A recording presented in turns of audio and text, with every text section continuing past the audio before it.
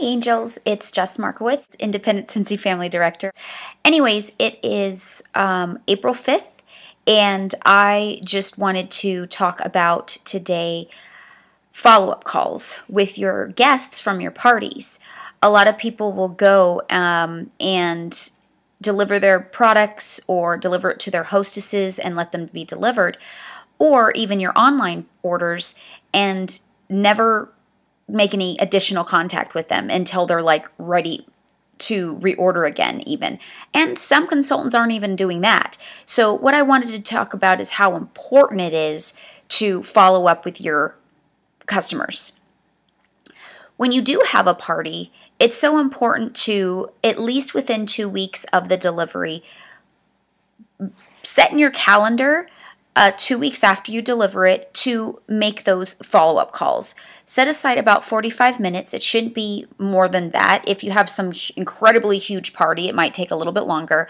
But, 45 minutes generally is a good enough time just to go through your list of people that bought from that party and just call them back and see how they like their products, if they have any questions for them, because you have to remember, some people are buying stuff and they weren't listening to everything you said at the party, so they forgot how to even change the wax out or how long the wax lasts. So they may have a bunch of questions for you, but they don't feel comfortable calling you to talk about it because they may not have even been at the party and they just placed an order through your hostess. So, or especially basket parties, we never get to see our customers because it's a basket party. That goes along the same thing with our online orders. Online orders are important because you don't have any initial contact with them. So if I were you, as soon as I see that online order come through, make up a thank you card and, a handwritten thank you card and put a business magnet inside of it. I'm sure a lot of you guys have heard me say that before, but if you're brand new, business magnets are important because that's the first thing psychologically they're going to think of doing is to put that magnet on the refrigerator. And then they don't have to worry about remembering what was that lady's website again, or how do I reorder? So they have all your information, they know exactly who you are, and they'll be able to go to your website and do exactly what they did to place their first order. So when you call them 2 weeks later and say, thank you so much for your online order, did you receive my card in the mail? And they'll be like, yeah, I got your magnet, da da da da da. And then you're able to find out how they're liking that graphite warmer, or which isn't available anymore. It was just a phone call I just made the other day, so that came to my mind. Or the fragrances. And, depending on what time of year it is, they may have ordered right in February, right before the end of the fall catalog. And so you need to find out how they're liking those fall scents. But guess what? Now you have something to talk to them about.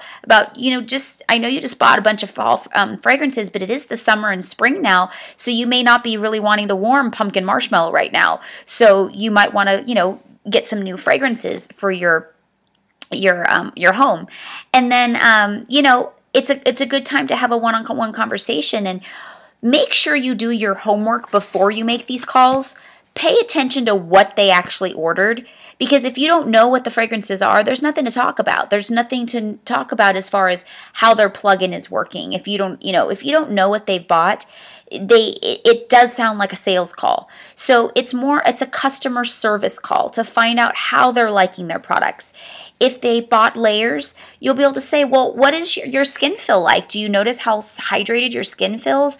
How do you compare it to Bath & Body Works? What was your other lotions before you started buying layers? So then you're getting actual information on your customers and getting to know what they think of it. So, which is also going to prepare you and educate you for when your next customer says, this is what what is it about layers that, is different? You'll just say, you know what, one of my last customers that I gave a call to the other day, this is what she thinks. She used to be a Bath & Body Works customer, and now she's a Layers customer, and this is what she got, the testimony she gave me.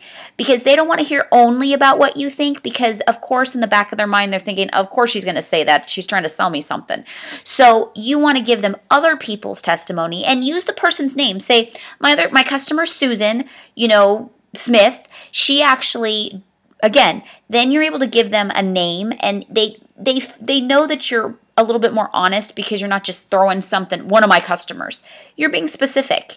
And then they realize that it takes more work to be to lie with giving names and, you know, dates of, oh, I called her Saturday and this is why I was calling her, you know, then they see the more honesty in the situation, which is better customer service, because then they feel like they can relate to this other customer and not just from what you're saying. Let me look at my notes here. Oh, and then also make sure that, ask them if they made themselves up a wish list, which at the parties, I hope that you're asking them to do, kind of mark off what they like, just like when we're writing down all the fragrances in Scentsy Fragrance, marking off what products they like, even if they may not get it this time. And then you could put it on, tell them to keep that as their wish list, or you can keep it. And then what if you notice that it goes on clearance, or it comes up as a Hostess exclusive.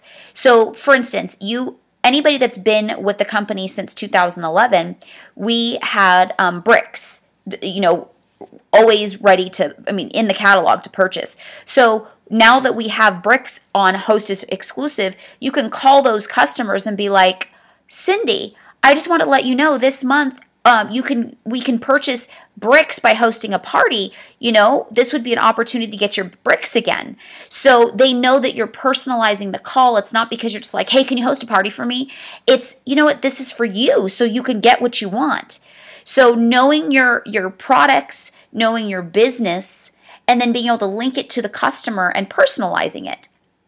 So, and then again, it's not just going to be a sales call or a follow-up call like, oh, do you need any more? It's more customized and for customer service.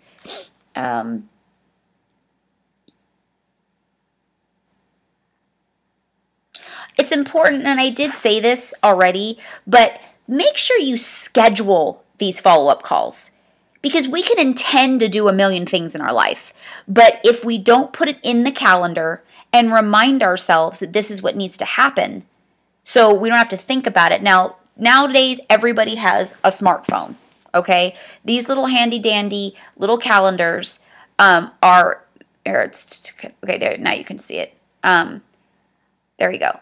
Is perfect because you can set up alarms and reminders to say, tomorrow you are doing follow-up calls for my, I'll just say I just did mine. So Georgine's, I have one, a home party on the 24th. And so I wanted to remember that, okay, I scheduled her party, but this party I forgot to schedule my follow-up calls. So what I did is from the 24th is here's it's scheduled the 24th, so then I just went to the 2 weeks later on the 8th, which is May 8th, and I have, let's see if you could see it,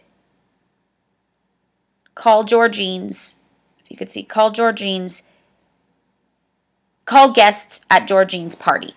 So then I know that that's what needs to happen during that time frame. So when somebody's asking me, you know, can I meet you for lunch? Actually, I have a meeting, because that's a meeting. That's an appointment that you need to get done in order to continue your business. So you're not going to be just throwing things into your calendar and saying, oh yeah, I'll meet you there at the mall, at 3 o'clock on Wednesday. No, I actually have to get something done. But you know what? After that's done, I'd be happy to do it. But sticking to your schedule, because if you don't stick to your schedule, it's going to be very hard to run your business and be consistent. And consistency is the key to this business. So if you have a schedule of how to run your business, it's going to be so much easier to be happy and live your life in harmony. So just be dedicated to yourself and dedicated to your calendar. And at Spring Sprint, before I let you all go, they said successful people book their parties, match their business to their calendar. And that, I can't tell you how true that is. Ever since I started, I match my business to my calendar, meaning I make sure that I am checking my calendar before I schedule anything. Remember, you know those people, oh, let me check my calendar. It sounds kind of stuck up, right? Well, that's a business-minded person. That's a person that knows that I have a lot of things that go on in my life, and so I don't want to schedule something with you when I can't do it. And I don't want to end up having to cancel on you. So let me check my calendar and see when I'm available so I can have all my time with you to either just have coffee and have fun, or all my time with you to do business. So I'm not saying, oh yeah, let's do this, and then, oh, you know what, I have to take this call, I'm sorry, I gotta go. That's so unprofessional. It's not nice, and it's not enjoyable. So make sure, like, this lighting is horrible. Make sure that you're just checking your calendar and matching your business to your calendar and matching your life to your calendar. So if you don't have a smartphone and you have a business, I recommend it. It's a great investment because this will help you live your life in harmony. But remember to train yourself to check your calendar before you tell anybody, oh yeah, I can do that. Because this business, there's a lot of plugging in 10 minutes here, 20 minutes there, half hour there. And when you're doing a ton of those all day, you'll find that you're booking yourself up, and you're going to end up being a chicken with your head cut off. So let your calendar do the job for you, and just train yourself to check your calendar.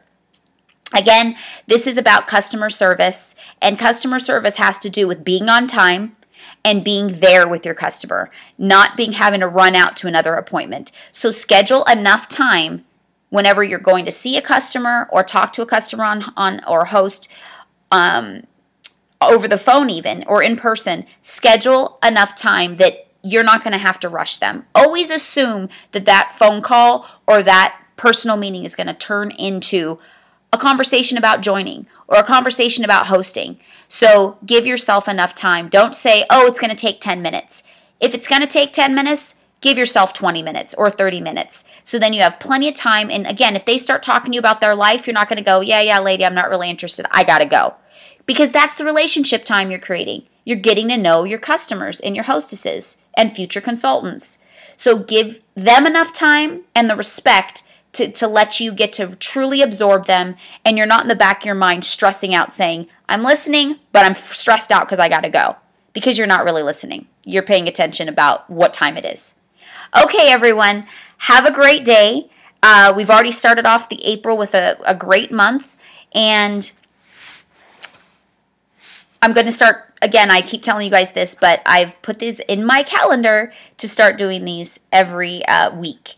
So, and hopefully they'll be helpful for you. Okay, have a great day, angels. Bye-bye.